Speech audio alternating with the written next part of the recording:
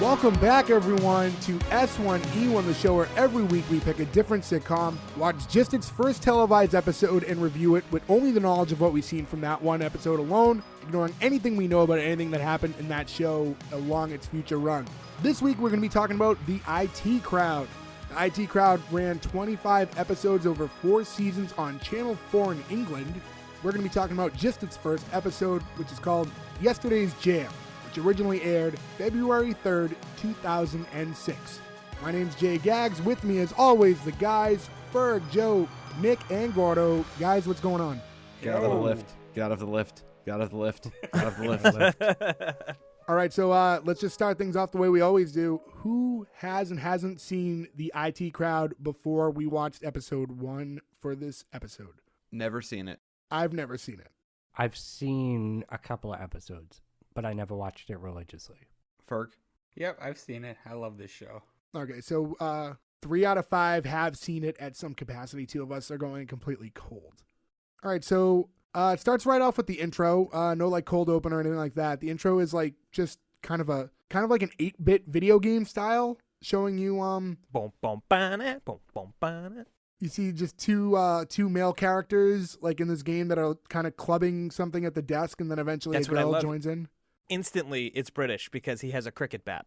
Yeah, you know right away. Right away, he gets right into it like that. Cricket? You want to know cricket? You're gonna know what a crumpet is first. It's such a good intro and a good like theme song, to the point that I've had the theme song stuck in my head all day, and I've just been the dun dun dun dun, dun like all day just thinking about it. You like, can It's bop funny, to it, I yeah. know the theme song now from watching it, but each time both of you have said it, I've just heard Sanford and Son. Like, Yeah, not too far off. No, yeah. And then in the intro, they're clubbing at the desk. Floor caves out from under them, and they kind of fall all the way down to the bottom of the basement level. That's the whole intro. Not much to it. I mean, you guys said the song can be a little bit of an earworm to you guys. Any early implications of what the show might be, like just by seeing the intro? I mean, I didn't get much. Going in cold, I really didn't know much about what the show was going to be just from that. I got something about computers. That's all I got, though, but I didn't know what. Yeah, like you said, the whole 8-bit thing, like you get a vibe of maybe what the main characters are doing or something like that, but it's technical or, nerd related, like it's very nerdy. Like something digital. I mean, my brain definitely goes towards video games first, thinking maybe it was like a video game-y thing, but makes me think of the old days when we were on MySpace and we found that DX MIDI version of the song with like dun, dun. So show opens up. It's you get this it's panning up to this like very large building, which is the office at which it's all set in. You see a guy sitting at his desk. Pan out to reveal that it's actually just a photo of a guy sitting at the desk, and then the actual man is sitting in front of the photo of himself, looking identical to the picture that we just saw. Yeah. Yeah. Which I love. So British. This entire thing, it's funny, last week Ferg mentioned Red Dwarf. No, I did. Gordon mentioned it, okay. Gordo, yeah. This reminded me so much of Red Dwarf, and it was like Red Dwarf mixed with You Can't Do That on Television. It's the strangest combination, and it's immediately you're like, okay, here we go, I'm in. I get the Red Dwarf part. I don't get the You Can't Do That on Television part. Kind of like the way that boss is, the way he's talking and hitting the desk. Like he reminded me of the main character there, the older guy who always ended up getting slammed. Show starts off on a really on a weird note after that, because like the first thing like we see, it looks like it's like a job interview. It was an interview or a first day, but it was like this girl sitting across from the desk from the boss, and he lets her know like right off the bat, like, oh, whenever I get a new employee, I like to size them up for a little bit, and it's just a very, very long, awkward staring contest between the two after that. And again, that joke, immediately I'm in. Like, this is my favorite kind of humor. I like to size you up, deadpan stare for 30 So seconds. dry. It's Yeah. so dry and so perfect. Also, did anybody notice that it almost seems like there's Vaseline on the screen for the film stock? I can't tell if it's the very end of film or the very beginning of digital, and that's why it looks so It's different. at that weird crossroads, like 2006. Yeah, we're at a weird point where like the end of one thing. So when people first started getting like HD TVs and everything looked kind of different. It's really interesting looking, and it gives it I think a cool. It's weird because it is a live audience show, but they get in closer than a live audience view should be. You know what I mean? A live audience is usually wide shots of people, but like they're like right up in them, and they get those non-live audience shots. So I don't know if maybe if the cameras are meant to be a wide live audience, type of camera, and they're not supposed to be used for those closer shots, but I do know what you mean. There's a weird grain to the, and it's also, it's almost 15 years, or it is 15 years old. 15 so. years. I mean, technology has changed at a rapid pace. Yeah. I think early on, one of the things that caught my eye or my ear or whatever was like the way the boss acted was a little over exaggerated to me. It wasn't like, he's obviously a bit of a character, but he played it so extreme that it felt like sketch comedy. Like that was a big thing that took me early on in that part, at least in that scene where he's asking her questions rapid fire and they're going back and forth. Do you guys pick up on anything weird like that? That's how I gotcha. Yeah. I know what you mean. I'm not gonna get into my feelings about the show in general, but yeah. It's it felt like that. he is. It's like he is one person playing another person. He doesn't feel like that other person. It feels very much like stage acting the way he is like so, play. Yeah, like Monty Python or something like that. Yeah. And we'll get back into him because we see him later in the episode anyways, but I'll be honest, the boss to me plays his version of comedy so different than everyone else on the show that it would take me out of it at points because he seemed too extreme. Oh, I love it. I love him. He didn't seem real to me. As a parallel for something we've all seen a lot more, what I thought of him as a parallel to is, the episode of The Office where Pam sort of goes to the Bizarro office in Philadelphia and Bob Odenkirk is the boss. Yeah. That he's playing just like a even weirder version of Michael. This to me seems like the sort of... Yeah, he's purposely exaggerated to be like all of those bad things you don't like about a boss. Yeah, I guess the only difference is like Bob Odenkirk's character there and just, The Office in general. They're extreme characters, but you can see shades of realism in them, whereas this guy didn't seem like a real person. It seemed like he was acting in a sketch. That was my only thing with him, but other than that, he's interviewing this girl, Jen. And said, what is it? I thought it was Jen. No, it's Jen. Is it? It's Jen. This is one of your favorite shows? Yeah, it's weird. For you love okay, this show. So Jen from one of your favorite shows is interviewing for the job and or got the job, I guess. And he says you're going to go in IT because it says you have a lot of computer knowledge. And then it becomes very clear as soon as he tells her that she has no knowledge of computers. All she really says is that she knows how to email and delete emails and send emails. And that's really her whole knowledge of computers. But isn't that really just all IT was in 2006? I mean, to be honest. That's kind of my question is I was trying to think back, like what really was the internet? It was a lot harder 2006? back then because, I mean, you got to think about, all right, this is nerdy, but like it's not just a computer basis. Like they're on a network and stuff like that. And they haven't really figured out these networks yet. I would imagine that these dudes' jobs then were 10 times harder than they are now. That's a good point. And this is obviously something that was really happening, right? Because the American parallel of this is the SNL sketches at the same time, which was it, God, who hosts that show now? I forget who it was. Jimmy Fallon, like, web show where they're from Boston with, like, Rachel Dratch? I think it's Jimmy Fallon, I think, though. But basically the whole thing is he'd get called up to the office to do something, and they'd be like, I don't know my password. And he'd just go, move. Right. No. Yeah. Around this time, right? So it's a similar sort of IT guy knows you don't know. This is like an elite group of people or whatever. Yeah, I was just trying to think of like the internet in general. 2006 was like we all. I mean, like the internet had existed for quite a bit at that point. We were all out of high school, but I mean, it wasn't like we didn't all have super fast. Like smartphones weren't a thing yet. I mean, did you see his shirt? I wanted to bring that up. The art. Well, we'll get to that because we haven't met the character yet. But yeah. So she asks who she's going to work with, and he just yelled what? Standard nerds? Was that? Yeah. Standard nerds. Yeah. I love how he yelled it for some reason. Yeah. That's when we cut down to what you were talking about. Now we are in the IT area, and the guy sitting at the desk is who you were referring to. The desk is like cluttered. There's almost like this, not caution tape, but that black and yellow striped like caution bump. There's a bump here. Is the edging of his desk and loaded with toys. And his shirt was what was it again? It was RTFM. And it's like an old term for not necessarily IT, but just like tech in general. That was read the fucking manual, because people would always ask questions. You still see it every now and again pop, or I do anyways. And it's just like stuff that's like blatantly obvious in the instructions that people are like, oh, how do I do this? And it's just like, oh, fucking RTFM, man. Read the fucking manual. What I looked it up, though, people have all sorts of opinions on the shirt because it says RTFM, but then there's a picture of Chairman Mao's on it. Yeah. Yeah, and he's holding a manual, though. It's like the red, it's like the little red book or something. I started to read up on it, too, but I was like, this is going to become way too much of a deep dive, and I'm going to get into like way too heavy. There's a little red book that's the Chairman Mao thing, and then there's like a little red book of sales. Like you fall deep into a weird thing that I went like an hour into last night. And when it first cuts to him too, it's like they show his desk and he's sitting at, and there's a phone call and he's like trying to eat, so he just isn't picking it up. And like they really let that breathe, because Roy, they don't let it go for name. like they let that go. Roy, they let that go Roy for a and very Moss. very long time. It was like almost a little too awkward for me with how long they ran it, but I mean, it was grating. It was grating on me. It was getting laughs though. Like, answer the phone. Like Yeah. I was laughing. I love Me this too. kind of humor. That's another very British thing, the drawn out awkwardness. Yeah. Wait for the payoff. And then when he finally picks it up, like you can kind of get the vibe of the call, and he's like, it sounded like the person on the phone basically just didn't know how to turn their computer on.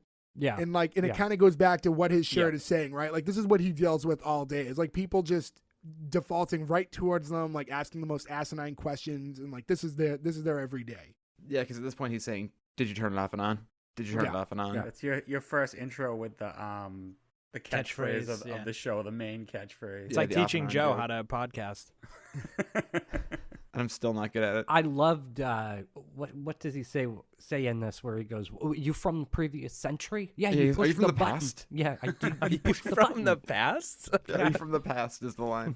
Yeah. Okay. All right. And we also meet that got me. the second gentleman, Maurice. Moss. But Yeah, Maurice is yeah. his first name. He goes by Moss. He goes by Moss. Okay. Yeah. Yeah, which I love because he looks just like Poindexter in the first Revenge of the Nerds movie. He's got his hair, Yes. like it must be on purpose because the glasses and the hair are exactly Poindexter. Also, I to this day do not know how to pronounce that actor's name. It's Chris Iowade. He's been in a bunch of Ariana stuff. Grande. Ariana Grande, yes. It's Richard Ayo. Oh yeah, Richard. Exactly. Ayode? Spell it. Ferg, you started off pretty confident there and you trailed off Yeah. pretty quick. I was just like Jan. No, it's Ayoade. Don't say just like Jan. I was Ayoade. the one who said the name wrong. Yes, It you were. sounds like Ayoade. No, I'm Harry? saying fucking what's Moss's name? Iowade. We're just Oh, no, trying to maybe- figure out how to pronounce a guy's name with no knowledge and just getting it wrong every time. He has this very nerdy posture to him. You kind of understand who he is in that alone. Yeah. He awkwardly throws Ross a muffin, like very stiff. And then Yeah. Yeah. And then they kind of go to this point where they're going back and forth because now he gets a call too, and you can see he's more excited about doing IT work. He's like excited to talk computers when somebody calls him, and then it will cut right back to Ross, who's just very angry, doesn't want to deal with anybody. Yeah, they have you automatically realize they have two different personalities. That one guy is the sort of go-getter, happy-go-lucky, and the other guy is the angry, put-upon tech nerd. Yeah, because Ross, right? I get that his name right. It's Ross. Moss. Moss. No, so who's No, the Moss Roy. is the other guy. It's Moss Roy. and All right, Roy and Moss. Roy Okay, and there we Moss. go. Yeah. I combining them. That would be a celebrity couple name. It's not David Schwimmer. Yeah. Has anybody seen Rachel? Where's my computer? Can we have that show, please? Yeah, so Roy gets to a point where he's like legitimately yelling at the person he's talking to. Like it's getting heated. He's like, why don't you come down here? Yeah. And so it gets pretty extreme. And then their calls end and they're just Well, he infers that it was a lady who was on the phone after talking like that to them. and they start talking about how like nobody respects IT, and that's just like a common thing that they deal with at all times.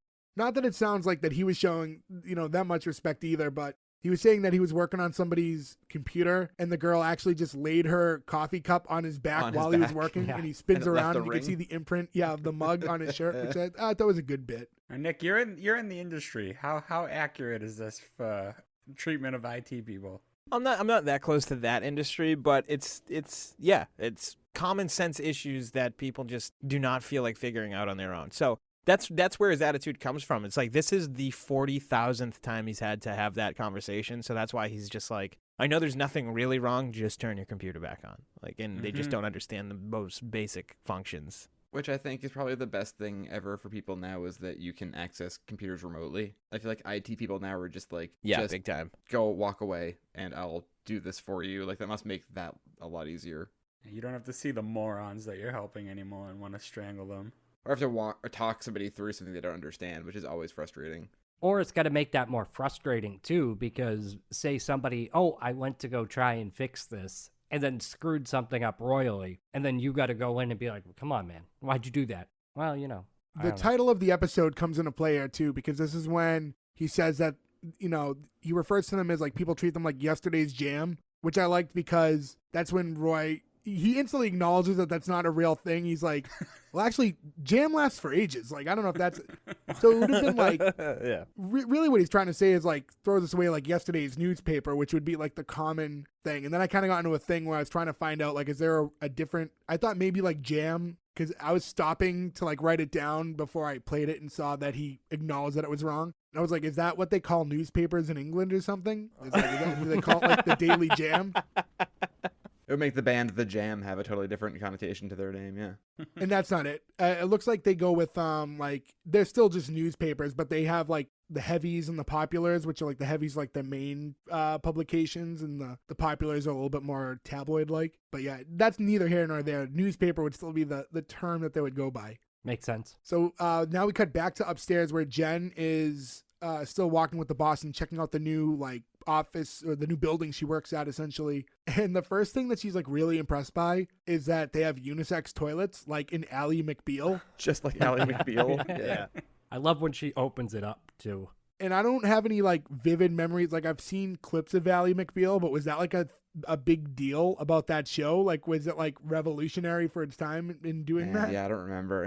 I would say nobody here has seen Ally McBeal. I might be out in the limb. On in the sort of in the background, and it was very popular. But like, I don't think it was not our demographic in 2003 or whatever to be watching Ally McBeal. I'm a sponge for TV and movies. Like, you really don't have to do well to catch me, right? Like, I've watched plenty of like USA TV shows. Like, I'm easy to please. I have seen an episode of what the fuck show were we just Ally talking? McBeal. Ally McBeal.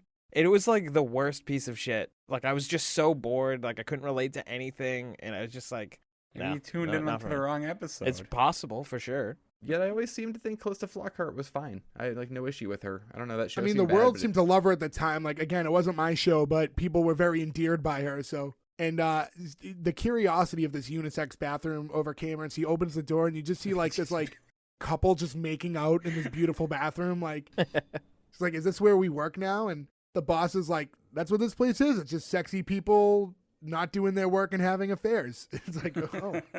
It's the way has anybody ever had a weird moment in a unisex bathroom?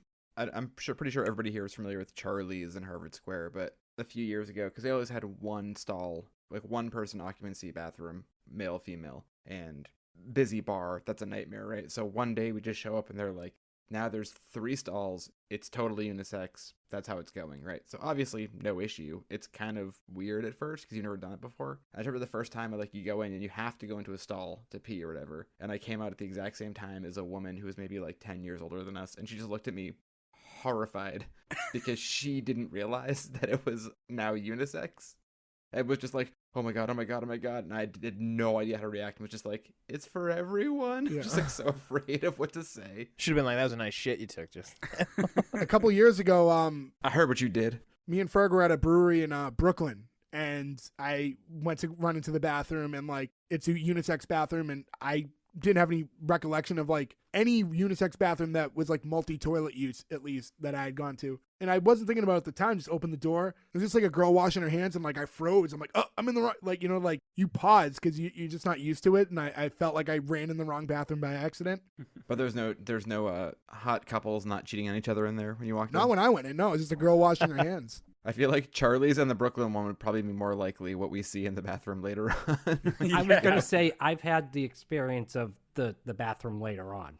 Well, then we'll get to that one Yes. in a moment. She's also very taken by the view. They were on the 34th floor, they noted, which was a very nice view. And then it becomes like, all right, so now time to get in the elevator because you're going down to the basement. That's where IT is. So like now, this kind of all coincides with what they were saying earlier. Like IT isn't the most loved and respected of the group, so they shove them in the basement. They do this funny gag where they pan down, you see all the buttons. And then basement is just like blinking, and there's like almost like like a dirt and moldy cobwebs button. over it. Yeah. Yeah, that's that. Get out. There's yells at you to get out of the lift. One other thing I noticed, I don't know if you guys took notice of it. Did you guys take note that there's a 13th floor? No, I didn't. That's just hotels that won't do 13. No, a lot of believe. office buildings won't do them either. No, they won't do it either. I wonder if And that's but then only a U.S. thing though. That's what I was wondering. I wasn't sure, Yeah. and I didn't really Go get to the into it. but I was 14th floor, jump out the window, you will die sooner.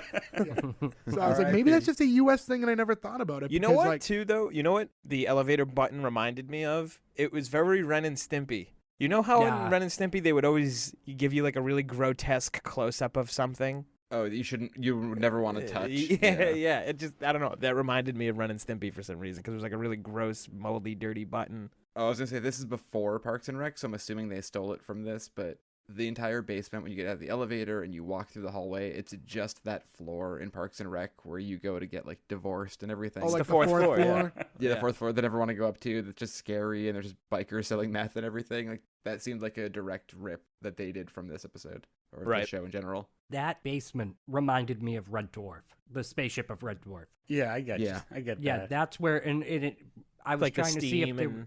Yeah, I was trying to see if there was a connection too between the shows, but apparently there and this isn't. is where last week you said you wanted to live in your dream I do. world. Yes. This is where Gordo wants to live in his good In a life. dirty His- basement with steam.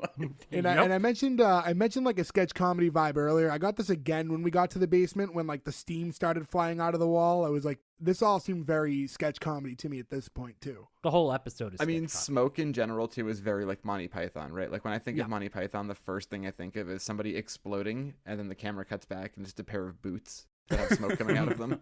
So anytime I see any smoke and hear a British accent, I'm just like, oh, this is so good. Now up on the 34th floor, when we see a unisex bathroom, we see an attractive couple making out in a very beautiful bathroom. What happens when we open the unisex bathroom in the basement? The weirdest squat I've ever seen in my entire life. He's hovering. He won't even sit on the toilet. He's front wiping like a weirdo. He's And going back to front. he's holding a plunger too, isn't he? I don't know. No, I think he was holding the like handicap rail? bar thing. I don't know. Actually, I don't remember. I was just so startled by his scream and his He's stance. kind of in a standing, sitting Yeah. hybrid, right? Yeah. Like he doesn't even sit on one side of that argument. Yeah, it's one of the weirdest squats I've ever seen. Because Yeah, he's hovering because that bathroom is so nasty. You can't even right, sit but on that it. hover is at an angle where if he was to do something like go to the bathroom, it would not work out very well for him either. That's why how the toilet got that gross. Yeah, I guess he's not very good at it. Did he say anything in particular, or did he just He yell? did. I forget. No, he did. He said, "I'll fix it." He said, "I'll fix it. I'll fix it later." I didn't hear that. Well, I mean, it I'll shouldn't fix even be like, there's so few people who work downstairs. It shouldn't be that gross, right? No. Like, in theory, there's only like Yeah. 3 of them down there. So why is it But I so guess if disgusting? nobody's cleaning it and it gets right, like think of every gross apartment you've ever been in where it's only 3 people, but it should be clean, but no one cleans it, and it just ends up Yeah. getting disgusting. I was gonna say, when you know that there's a bathroom like that at a workplace, when you have to go and drop a deuce, you Love your hesitancy there to say that. sorry, Why I do you don't shy know. away from poo humor? I don't. I was trying to think of something else, and the only thing I could come up with was deuce. But when you're going down and laying a brown log of justice, you go and you know it's going to be nasty. Like when you got like the Hershey squirts coming, you go to the worst bathroom.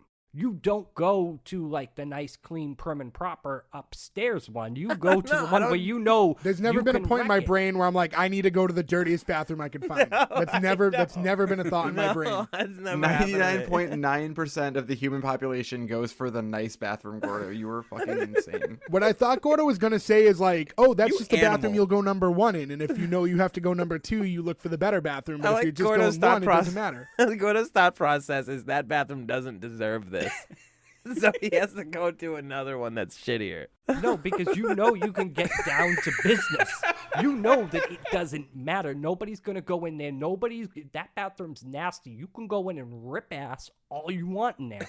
You don't have to be embarrassed of what you're doing in there. Whereas like in an upper class bathroom, like I've been in unisex bathrooms. If it makes you feel any better, right now I'm embarrassed for you, so you don't have to be embarrassed. No. I mean, I went to the unisex bathrooms on Bow Market, is that in Somerville, when they first opened it.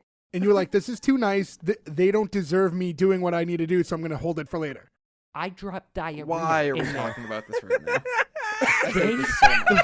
All I heard was a woman go, "Oh my God, is this what it's like to poo with dudes?" And all I'm going is, "Oh," and you hear just on the water, like. Please. I hate everything about this right now. So Jen makes it into the IT area. You left out the elevator part. How it does the. Oh yeah, door doesn't open because all the people way. started talking about the other. Yeah, so the elevator doors also didn't open, and it told her to get out. Like the elevator was telling her to get Just out. yells at her. But yeah, so she eventually makes it into Get off the lift. the IT area itself, and then the guys walk in and see her, and are extremely confused. I don't know if it's just because it's a different person down there, or if it's because it's a girl down there. But they were like, okay, they use this opportunity to check their faces, make sure they look as nice as possible, back out of the room, and then come back in fresh, as if they had never seen her, which is funny. Roy gives a good Bobo Paul Rudd sort of vibe in this episode to me. It was choreographed really well. They did it nicely. The what? What's a Bobo Paul Rudd? What? Bobo, like not the real one, like fake. Like if you see like somebody Clip who that, looks sort please. of like somebody. I never heard that called a Bobo. You never heard of Bobo before? The only Somebody's Bobo? I've only heard of honking on Bobo. Has anybody heard that? Because I haven't heard that. I have not heard that. I've never heard that term either. to be honest. No, you haven't. If you had to think about it, you haven't. No, no. All right. Well, write in if anybody doesn't know what Bobo means. I would have went like pseudo. Like Bobo pseudo, means fake. It's like a Bobo version of something. I just would have went fake.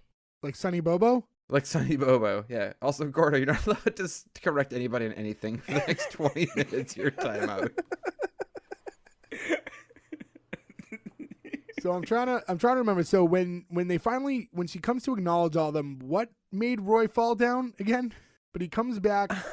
That was my first big laughy. It's like a gaping head. Comes up wound. Yeah, bleeding. I don't remember why he fell. All I remember is how He badly leaned on was the bleeding. chair, and the chair just went. Oh. The Okay. chair moves, yeah. You trying to be sly in front of the girl, and then the chair was on wheels.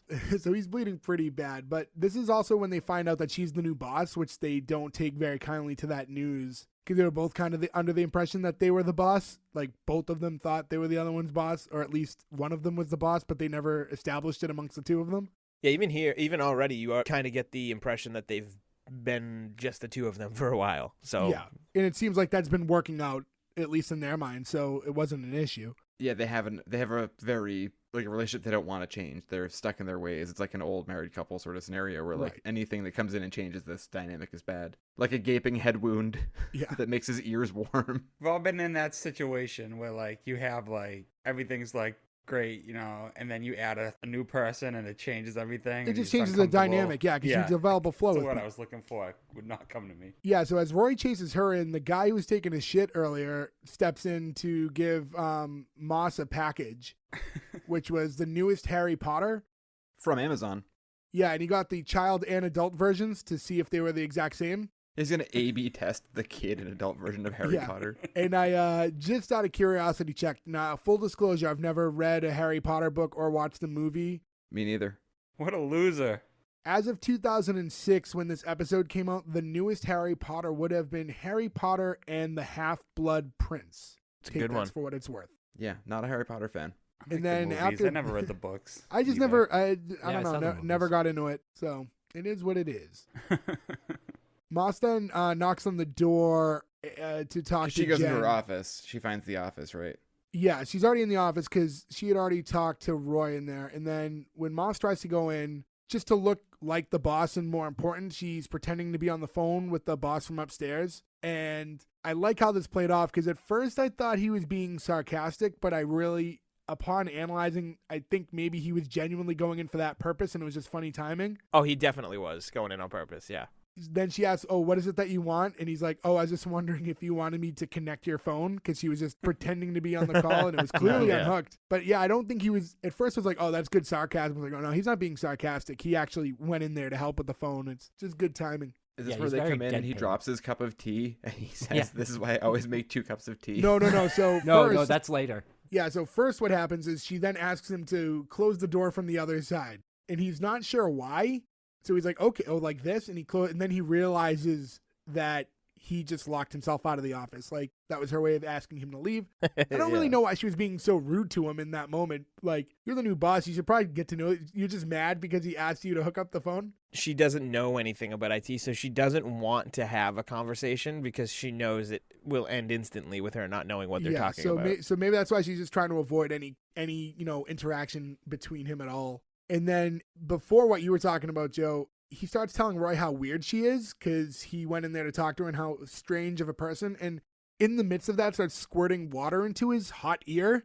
That's a thing he does. So, so as he's explaining how somebody's a little odd, he's squirting water into his hot ear. Sometimes I get hot ear.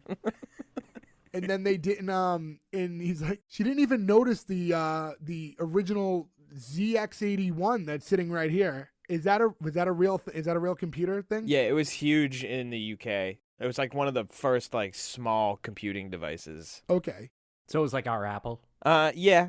I forget who made it. It's a company now still. I don't think they make computers anymore. Oh, you know who? It's a watchmaker. I just can't think of the name. A popular watchmaker, I think, made Swatch. That. Yeah, Swatch. Yeah.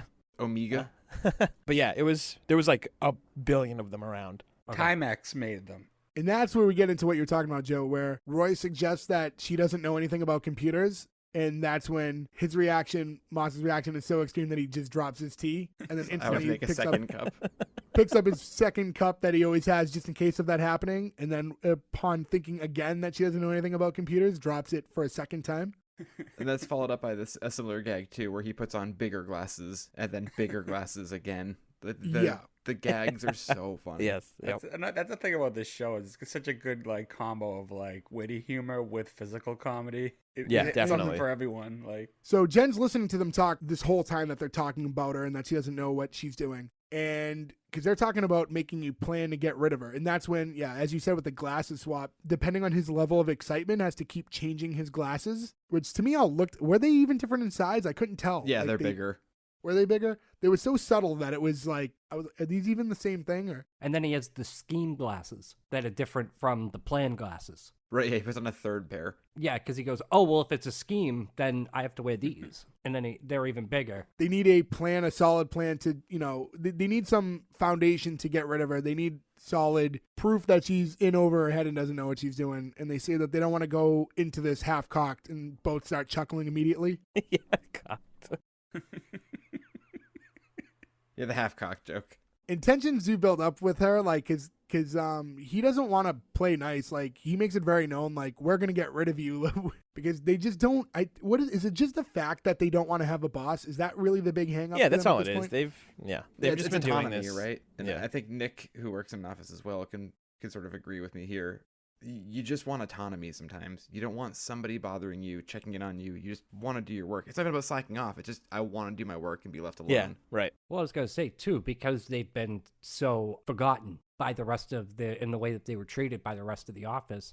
Oh, now they're going to give us a boss when they've been just the two. They have a good arrangement, it seems to me, that right. Like they can screw around all day, and right, they're in the basement. No one's bothering them at all. They have free reign over it. People bring them their packages and stuff. Like, they're seeming to be doing just fine down there. Yeah, and I think that they like to be down there, too. I don't think they want to go up and... I mean, obviously, they don't have the social skills to deal with the people upstairs to begin with, so... Well, they are on a bi-weekly beating, so they don't want to be in a situation where it gets worse than that.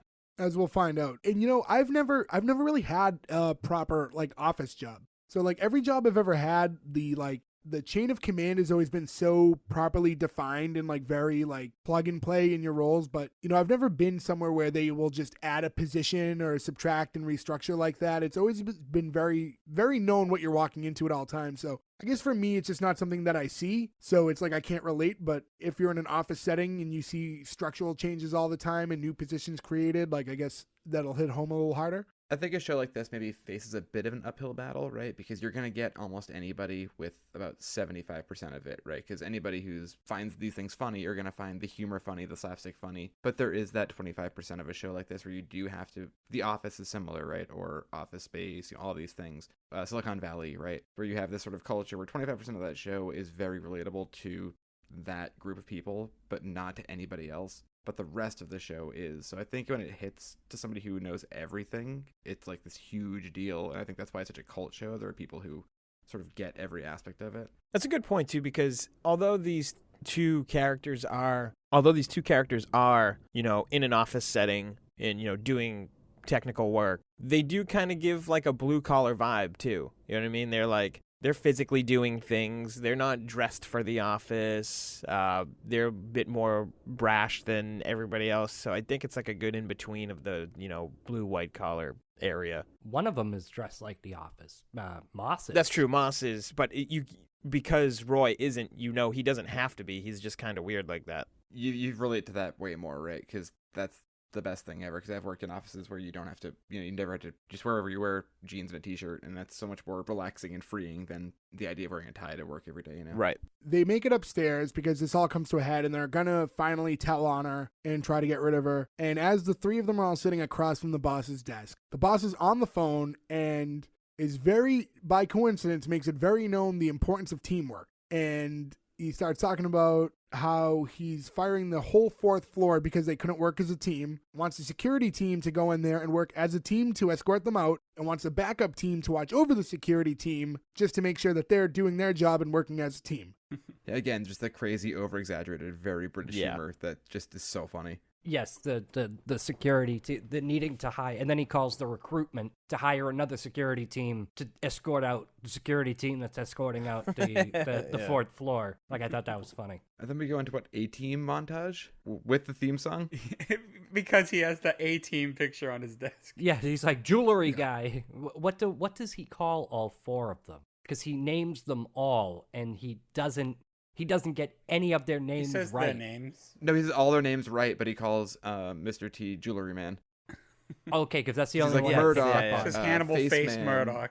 Yeah, then he goes, the Jewelry Man. So team is very important to him, and despite him making it extremely clear how much teams are the most important thing to him in the workplace, Moss doesn't pick up on that and misses the social cues and almost gets them all fired. So he gets put in a full Nelson. They realize that they need to go downstairs and reassess the situation because now they're in the situation they're in. They're not going to be able to get rid of Jen. They're either going to figure out a way to work with her or they're all going to lose their jobs. And that's when we cue the A-Team montage of them assembling plan. Doing what it seems like some important work. So it seems. And as we find out that all this work and teamwork and planning and plotting is them throwing a party. Yep, and a crudely drawn advertisement for a party in the IT department. At 5:45.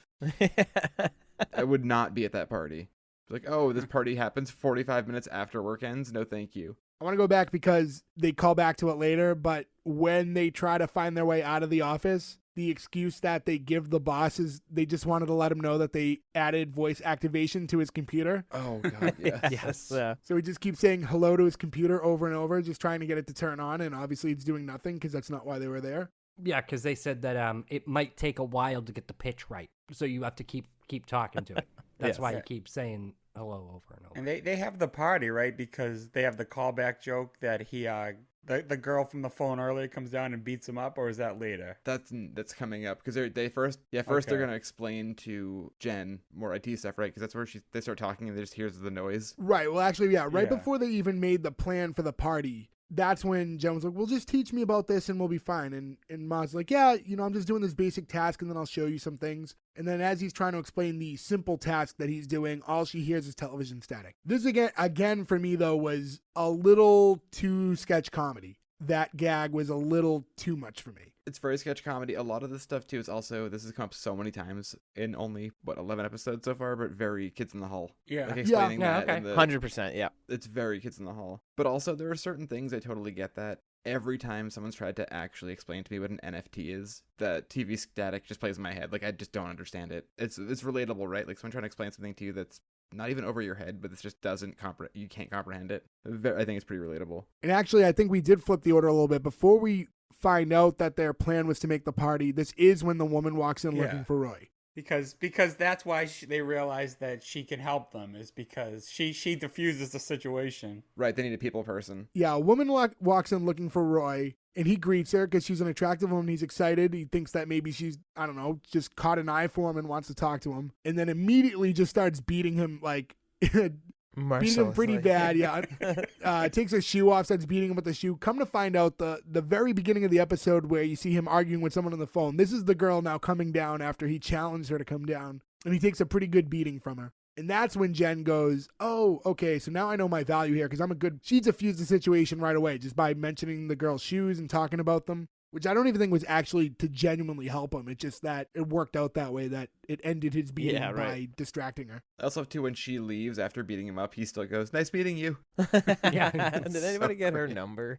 I want to know how much time passed since that phone call. Like, was this hours later and she's up there going, 5:45 is the time. I'm gonna beat she's his ass, stewing the whole day. And then that's when they decide they're going to make this party. And it cuts to the party and everyone seems to, like, love Roy because, like, they figured the IT group was getting kind of a bum deal, right? So they thought if everyone gets to know us, then maybe they'll come to like us and, you know, it'll up our stock within this building. So they do have an opportunity to do that. And Roy's joking around with them. Everybody's laughing. Everyone seems to love it. This party's a big hit despite it being in the dirty basement after work hours is closed. But a bunch of people showed up. He's trying to keep this momentum going. He's like, okay, Moss, tell him the story. It's a great story. Everyone's laughing. They're waiting for it. He leaves the room to do something real quick. And to get a box of wine. So Moss then has to take over the story and assumes it's a different story than the one that Roy intended him to tell, which this got a laugh out of me. This was, they got really drunk in Amsterdam and decided to call a couple prostitutes. But then they chickened out, and then they just took them to the fair. Yeah. Yes. And then everybody was mortified. They were nice. They only made them pay half price. Yeah, but they had to pay for all the carnival rides. That's true. It's a fair trade-off. And it completely killed the vibe of the party. Everyone leaves.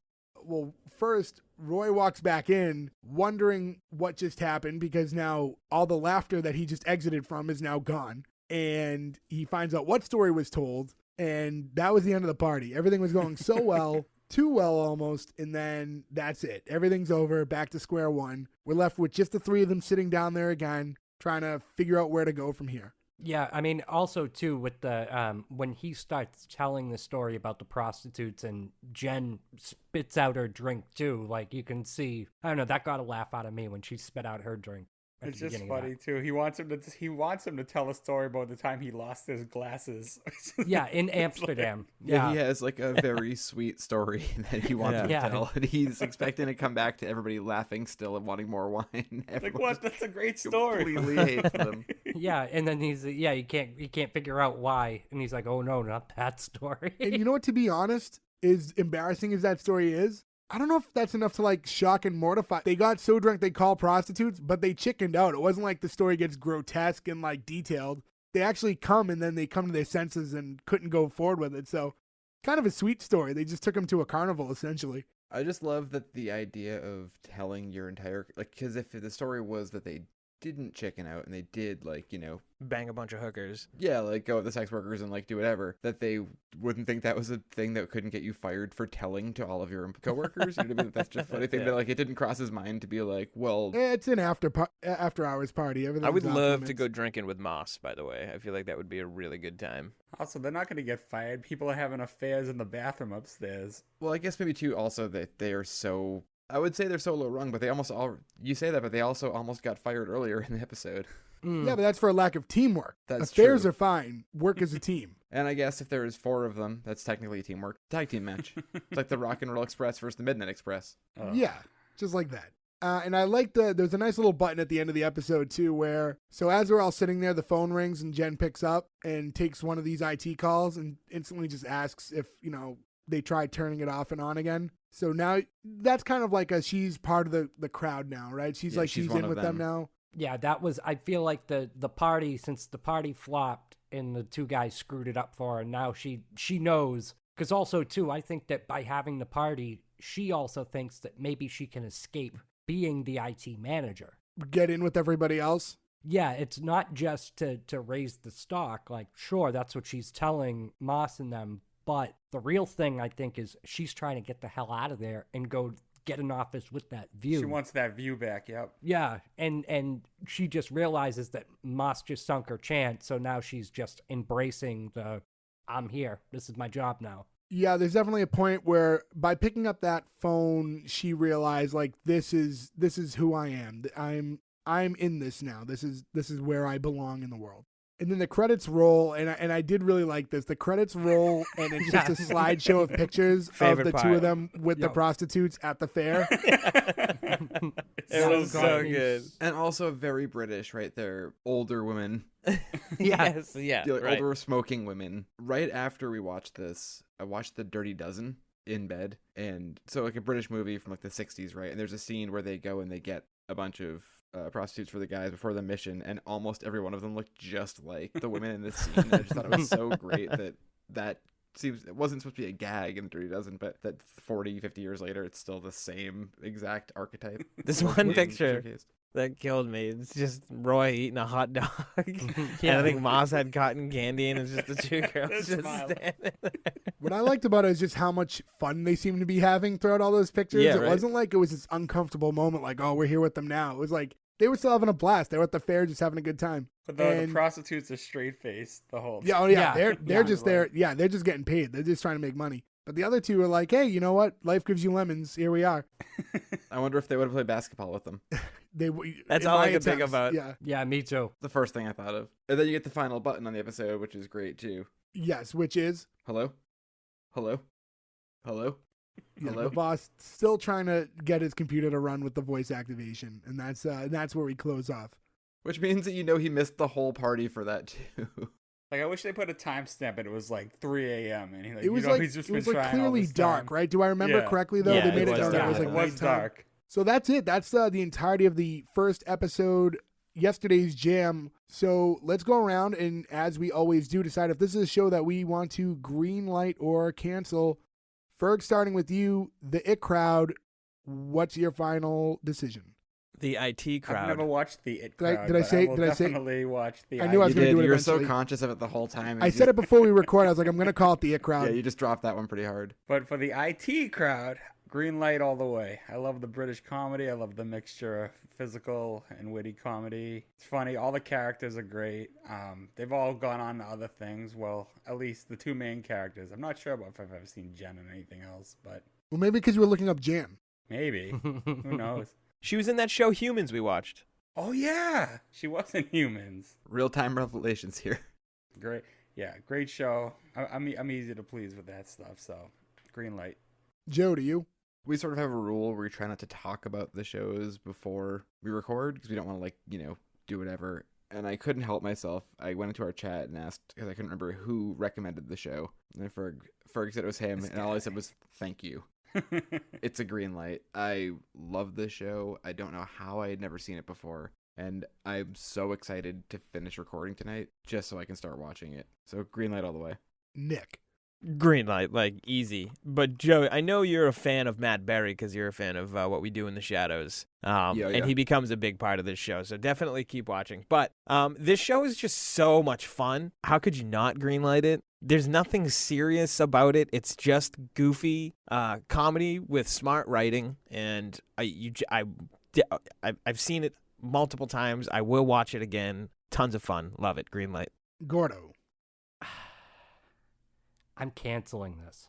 Fuck you. I did not find this show funny except for the shit scene and the ending credits with the hookers. I thought that everything, it was over exaggerated to a point where it annoyed the hell out of me. The way that Roy... You requested Faulty Towers. I'm sorry. This Faulty Towers was so much more funnier than this. This was just all right. Well, I'm trying to explain. I don't interrupt. Sorry, go ahead. Yours. Go ahead. The way that Roy just goes like the whole time. the way that the bot, like what Jay said. What Jay said about Faulty Towers when he canceled it, that it said it. Why are you guys laughing? But when What? I can't. When did Roy do that? don't recall any of that. He did Also, the at way the you just beginning. nonchalantly say things like the shit scene just fucking destroys me. When did he go? When they were at the party, like when they first cut into the party, he's going, and he's trying to be this over anxious, like fucking nerd, and it just made me annoyed. I just wanted to punch him, and I wanted to punch. Like Moss was endearing. It just felt like a long skit that should have ended after the first scene or after the shit scene in the basement. That's when it should have ended. I don't want to see any more of it. It's a cancel from me. I know with this show we're gonna always have different opinions. This is the first time I'm generally angry that somebody has a different opinion than me. Fuck you, Gordo. Well, there are 5 of us. Gordo, you are not alone. I'm canceling this. Thank as well. God. At least we got the majority, though. Jesus. Listen, and although it's funny. I would have bet Jay wouldn't have liked this one, honestly. Yeah, so as I watched it, there's still a part of me that's curious to try to watch a little bit more and see, because there are things about it that I could see that I would like. It lines up with other types of shows that I like, but from right in the beginning, I said it just felt like it was sketch comedy. I thought Moss's character was really funny. I really liked him. The boss just took me out of it too many times. Anytime and I know he's not a big part of the show, but he was so extreme. It just felt like an SNL sketch from like the 80s. It was just too overdone, and I just couldn't get into it. So yeah, it just, I don't know. There are things about it that was funny, but it just didn't click with me. I didn't really get any like big laughter. The end credit slideshow is probably the thing I found the funniest about the whole episode. Again, I think it's a show that I would come to like if I continue watching it, but just to go by this first episode, it just didn't do it for me. I have to cancel it, but that's only 3-2. The show does get a green light. Congratulations. Please to the keep IT watching crowd. it. If you have an inkling to keep watching it, I'll just give it keep another watching shot. I'll try continue turning to watch. it off and on again. I will turn it off and on again. So congratulations to the IT crowd. You did make it to episode 2. We are going to pass you, although close, but 60% is a passing grade here. So thank you everybody for listening. Be sure to rate, review, subscribe, follow us on social. All of that is available at S1E1pod.com. You can find links to everywhere to follow us. Please do. It would mean the world to us. Go back, listen to the old episodes, share it with your friends. But that's all we have for this week. Catch us next week. Thank you. Goodbye.